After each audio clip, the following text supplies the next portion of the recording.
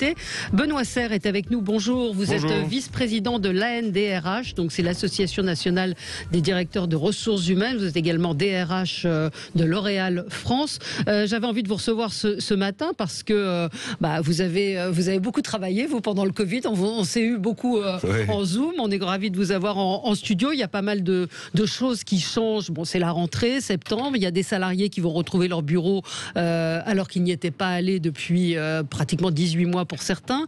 Il y a le pass sanitaire qui devient obligatoire pour près de 2 millions de salariés, obligatoire donc dans les lieux d'activité et de loisirs. Et puis on a entendu ce matin Elisabeth Borne, la ministre du Travail, dire qu'il n'y aurait plus de jours minimal je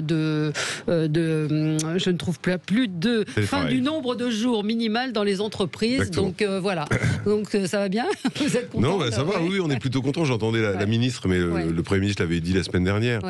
D'une certaine manière, on rentre dans une nouvelle phase qui est, alors pas tout à fait le retour à la normale, mais qui est le retour à une situation où c'est l'entreprise qui maîtrise son organisation.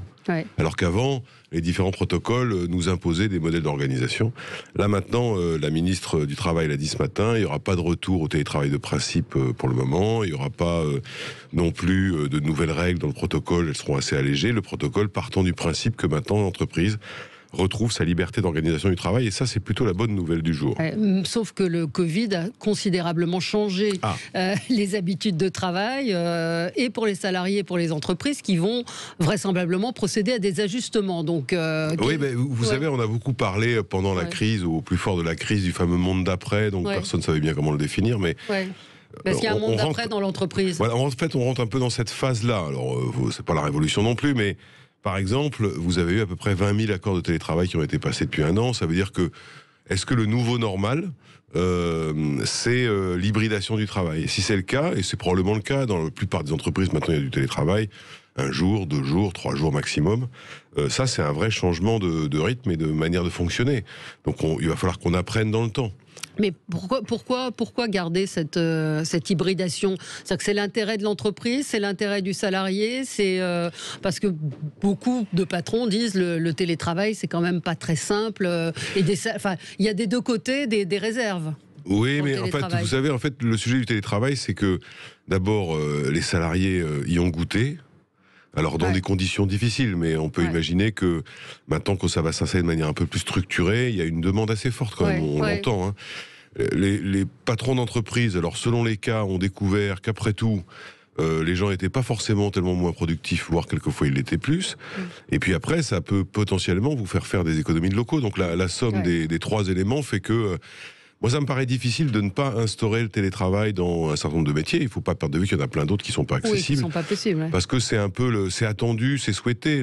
La difficulté qu'on va avoir, c'est de gérer une forme d'impatience entre les salariés qui sont très impatients de voir le nouveau monde s'installer, et puis des entreprises qui sont un peu plus calmons-nous, on va structurer ça dans le temps, on va se prendre un peu de temps pour le faire, parce que ça change pas mal de choses. Le pass sanitaire, donc je l'ai évoqué tout à l'heure, concerne les lieux d'activité, de loisirs, donc restaurants, salles de spectacle. Dans les entreprises, pour l'instant, pas de pass sanitaire obligatoire ou pas de pass... Non, la liste a été établie dès le mois d'août, donc on le savait d'avance. Mais est-ce qu'une entreprise peut réclamer le pass sanitaire? Non, une entreprise peut pas imposer le pass sanitaire si c'est pas prévu dans les activités qui sont fixées par la loi. D'accord. Et c'est plutôt pas mal. Alors, il semblerait qu'il n'y ait pas non plus d'extension du pass sanitaire. Le Premier ministre l'a dit, je crois que la ministre du Travail l'a redit ce matin. Pour notamment, on pouvait s'interroger un moment, est-ce qu'il y aurait un pass sanitaire étendu pour rentrer dans les locaux avec beaucoup de monde? Bon, apparemment c'est pas le cas, et ça c'est pas plus mal. Mais néanmoins, ça fait quand même beaucoup de monde qui est soumis au pass sanitaire aujourd'hui en France. Près de 2 millions, près de 2 millions de salariés. Là, ça va poser peut-être des problèmes. Très honnêtement, il y a des questions qui vont se poser sur est-ce qu'on peut licencier un salarié qui refuse. Oui, ça c'est autre chose. Oui, mais ça fait partie... Très honnêtement, on n'observe pas, pour le moment, énormément de problèmes, je dirais, au sens collectif. Vous savez, vous avez, je crois, 64% de la population qui est vaccinée. Dans les entreprises, vous êtes un peu plus que ça. Donc, fondamentalement, la plupart des gens détiennent un pass sanitaire. Et on s'est renseigné quand même. Au mois d'août, on a essayé de savoir qui l'avait, qui l'avait pas. Parce qu'on savait que l'échéance du 30 août, elle arrivait. On le savait. Mais vous avez le droit de vous renseigner là-dessus? Vous avez le droit de demander si les gens... à un salarié s'il est vacciné? Non, vous pouvez demander à un salarié s'il a le pass sanitaire. C'est pas tout à fait pareil, parce que vous connaissez pas les conditions dans lesquelles il l'a obtenu. On ne peut pas demander à un salarié s'il est vacciné. Je reconnais que ça peut paraître un peu bizarre, Mais dès lors qu'on demanderait à quelqu'un s'il est vacciné, je pense qu'on serait un peu en risque de vous savez, de l'activité médicale. Je sais pas. Donc pas le pass sanitaire. C'est un peu pareil, c'est hypocrite, non? Oui, moi j'ai demandé aux salariés concernés de l'entreprise dans laquelle je suis. Il y en a qui vous répondaient, qui ne voulaient pas vous répondre, ou ils vous ont répondu? Pour le moment, enfin, c'est pas moi qui reçois toutes les réponses, parce qu'il y en a quand même beaucoup, mais non, pour le moment, les gens répondent oui, je le laisse, c'est bon. Donc je pense qu'il y a une proportion assez forte. Donc il y aura des cas individuels à traiter, effectivement, de gens qui n'ont pas le pass sanitaire. Et qui ont une activité qui l'exige. Donc ça, il faut voir comment ça va se passer. Ouais. Est-ce que j'ai le droit de refuser de travailler avec un collègue qui n'est pas vacciné, qui n'a pas de passe sanitaire? Non, on n'a pas le droit de faire cela. La seule limite, c'est si on est dans un lieu qui exige le passe sanitaire, un salarié qui a le pass sanitaire serait fondé à se plaindre qu'on ait laissé entrer quelqu'un qui n'en avait pas. Ouais. Mais on ne peut pas arguer simplement de ce fait-là en disant moi je ne veux pas travailler avec lui parce qu'il n'est pas, ou elle, parce qu'il n'est pas vacciné ou qu'il n'a pas le pass sanitaire. Et il y a la question du licenciement d'un salarié qui refuserait le pass sanitaire. On parle encore une fois de ses activités, restauration. Oui, il y a eu un peu de friture sur la ligne sur ce dossier-là, parce que à l'origine, dans le projet de loi, c'était prévu, et puis le Parlement a retiré le motif d'absence de pass sanitaire comme motif de licenciement. Donc théoriquement, sur ce seul motif-là, vous n'avez pas le droit de licencier quelqu'un. Mais la question va se poser dans le temps sur, excusez-moi, sur le fait que quelqu'un qui aurait pas de passe sanitaire pendant plusieurs mois ne pourrait pas faire son activité. J'ai une canne de tout. Oui. Vous voulez un verre d'eau peut-être, oui. Donc quelqu'un, oui, c'est ça. C'est-à-dire qu'il est pas suspendu, mais il est sans activité, et au bout d'un moment, il y aura une possibilité de licencier. Ça fait partie des choses qu'il va falloir envisager pour vous. Oui, parce qu'imaginez quelqu'un qui n'a pas de passe sanitaire volontairement. Oui, volontairement, c'est ça. Exclut ceux qui, pour des raisons médicales, peuvent pas se faire vacciner, bien sûr.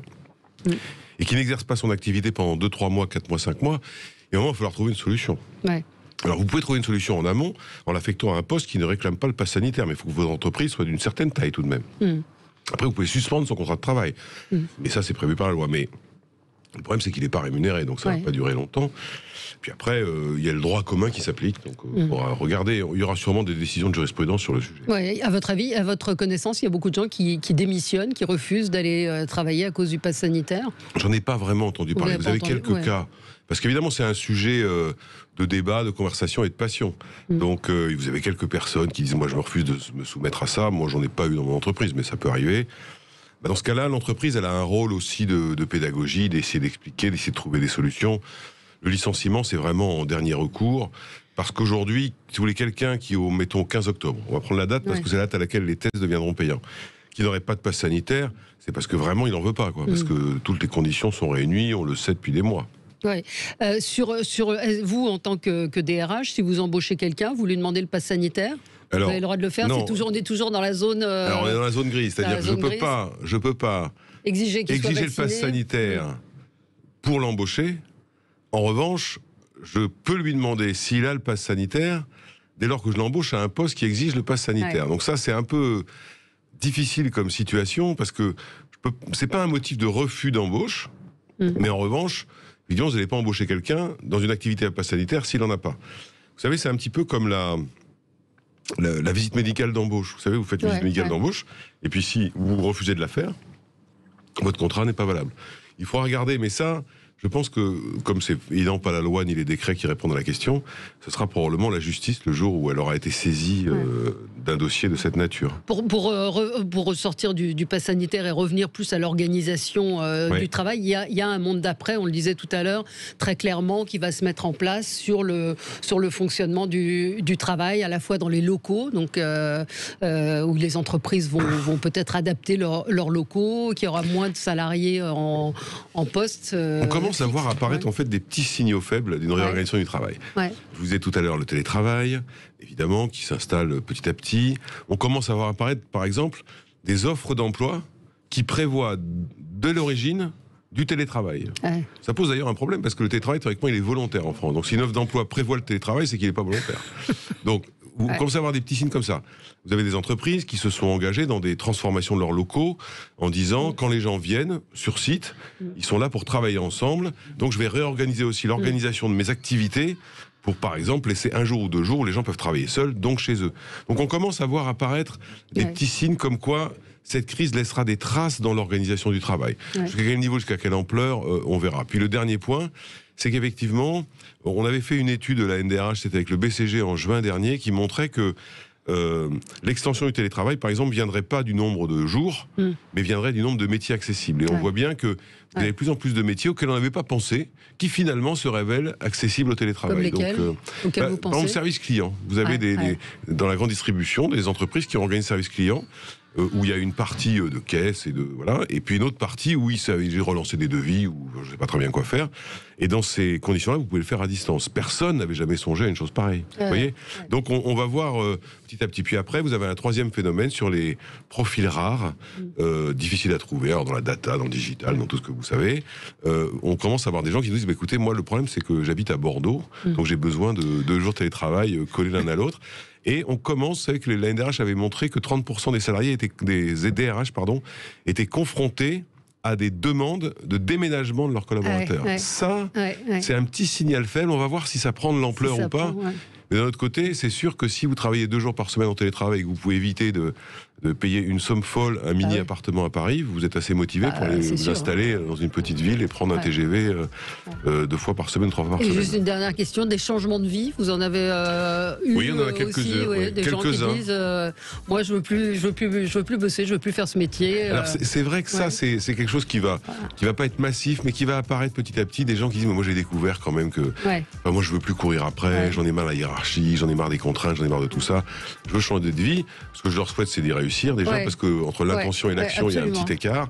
Mais c'est vrai qu'on voit bien quand même que le rapport au travail, il a été percuté par cette crise. Elle n'est pas finie, même si c'est un peu plus léger maintenant, et que donc ça va durer dans le temps. Il va falloir que les entreprises s'adaptent, que le management s'adapte.